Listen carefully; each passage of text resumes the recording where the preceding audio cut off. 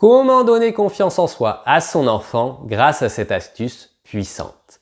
Peut-être qu'aujourd'hui, votre enfant manque de confiance en lui.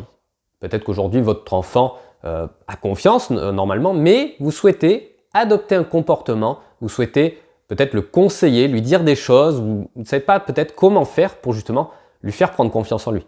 Et ça se témoigne dans la vie de tous les jours, vous sentez qu'il en souffre un petit peu, peut-être que vous-même vous avez de la tristesse, de le voir comme ça et vous ne savez pas trop comment faire. Et donc je vais vous livrer une astuce vraiment puissante qui est d'autant plus facile à appliquer, mais que je vais remettre dans le contexte d'une expérience par laquelle elle a été découverte afin que vous preniez vraiment la dimension de toute la puissance de cette astuce.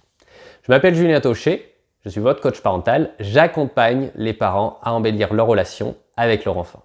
Je vous invite tout de suite à téléchargez gratuitement votre masterclass 100% gratuite, dont le lien est en description juste en dessous. Donc 5 secrets pour devenir un parent heureux et épanoui. Je vous invite également à me laisser un like, à vous abonner, afin de m'envoyer un signal pour comme quoi vous aimez cette vidéo et pour me donner de l'énergie pour que je continue à produire des vidéos autour de ce sujet. Donc l'expérience date de 1968. C'est donc Jacobson, la directrice, Madame Jacobson, la directrice de l'école, qui demande à Monsieur Rosenthal, le psychologue de l'Université de Californie, de mener une expérience auprès des élèves et des enseignants afin de vérifier une intuition qu'elle a. Donc en fait, ils vont commencer par faire une expérience sur des rats. Ils vont donner un groupe de rats à des élèves, un groupe de 6 rats, et un autre groupe de 6 rats à d'autres élèves.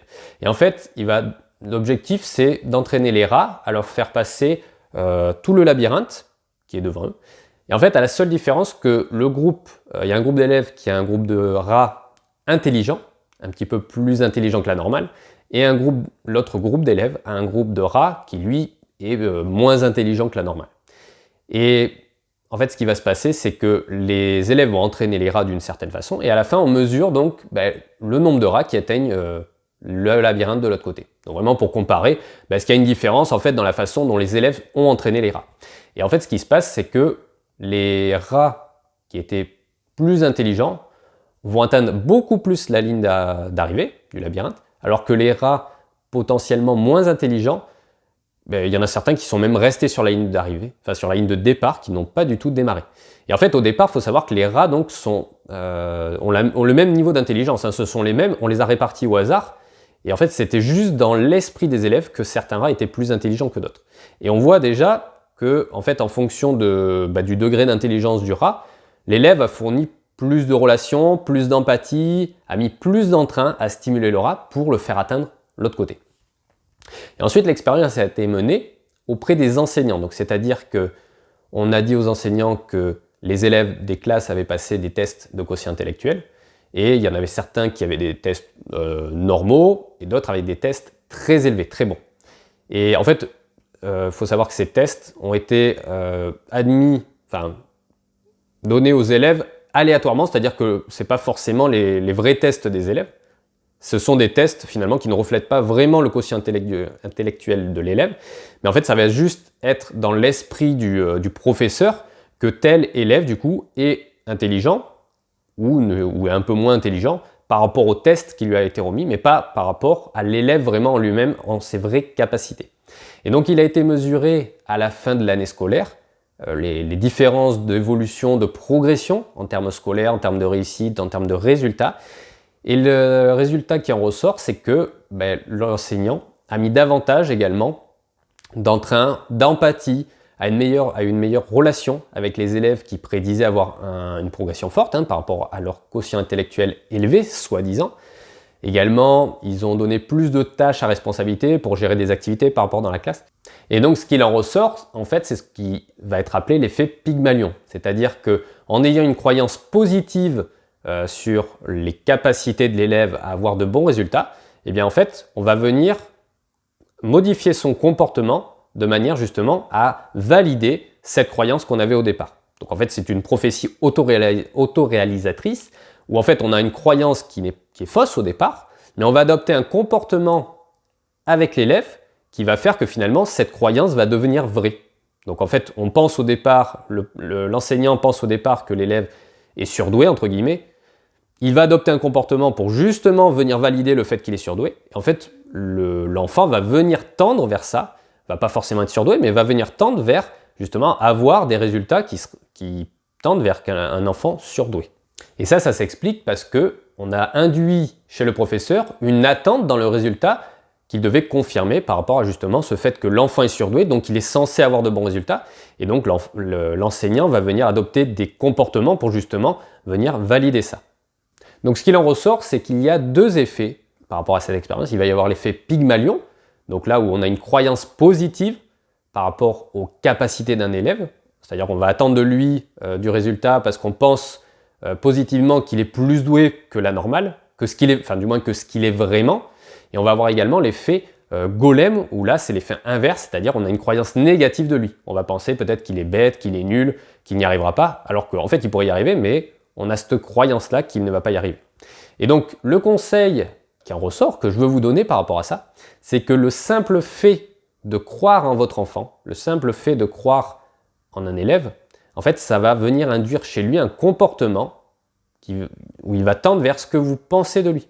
C'est-à-dire que si vous pensez d'un élève qu'il est nul, qu'il n'arrivera jamais à rien, de toute façon cet élève-là, voilà, de toute façon vous ne l'aimez pas, puis vous pensez qu'il n'y arrivera pas, ou cet enfant, vous pensez qu'il n'a pas les capacités, et bien en fait l'enfant, en entendant, si vous avez des propos vis-à-vis de ça, tu es nul, tu n'y arriveras jamais, ah ben de toute façon ça ne change pas d'habitude, tu as des notes toujours mauvaises. Si vous avez une relation aussi non verbale, si vous avez le considérer moins qu'un autre enfant, ça va faire que l'enfant va venir valider ce comportement que vous lui attribuez, et en fait il va avoir tendance à tendre justement vers ce comportement qu'il n'aurait peut-être pas eu au départ. Et c'est ce qui peut se passer quand vous collez une étiquette à un enfant, tu es nul, tu sais pas t'habiller, de toute façon le sport c'est pas pour toi, et c'est le genre de choses finalement que l'enfant va penser de lui. On peut se dire, tiens, je vais dire à cet enfant, tu es nul, tu vas pas y arriver, pour le motiver, pour lui dire, il va se bouger comme ça. Sauf que non, en fait, ça marche pas forcément. Certains élèves, certains enfants, ça peut marcher. Ça peut avoir cet effet de, justement, lui donner un coup de pied aux fesses pour, justement, se motiver, arriver à réussir, justement, à l'opposé. Tu vas pas y arriver, donc il se dit, faut que j'y arrive. Et sauf que pour d'autres élèves, en fait, ça va justement les décourager, les démotiver, et on peut arriver à des résultats de décrochage scolaire, ou de perte de confiance en eux, ou de croyances négatives vis-à-vis d'eux. J'y arrive pas, j'ai pas confiance en moi. Et donc vraiment très attention vis-à-vis de ça, aux étiquettes qu'on colle aux enfants.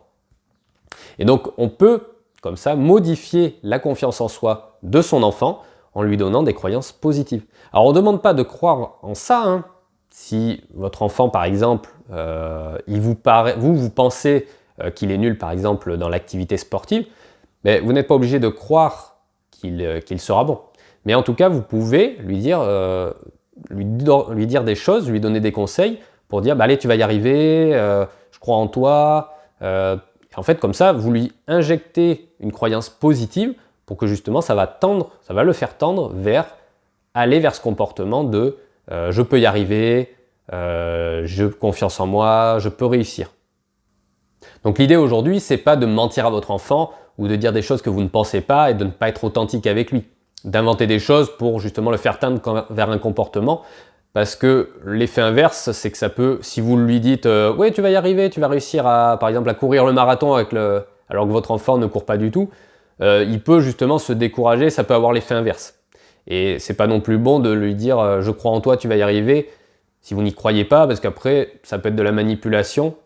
Mais l'idée, c'est que si, selon ce que vous allez dire à votre enfant, eh bien ça va le faire tendre vers le comportement vers lequel vous lui reconnaissez ou non la qualité. Si vous avez tendance à dire qu'il est plutôt bon ou mauvais, en fait il va le tendre vers ça. Il va venir valider ça.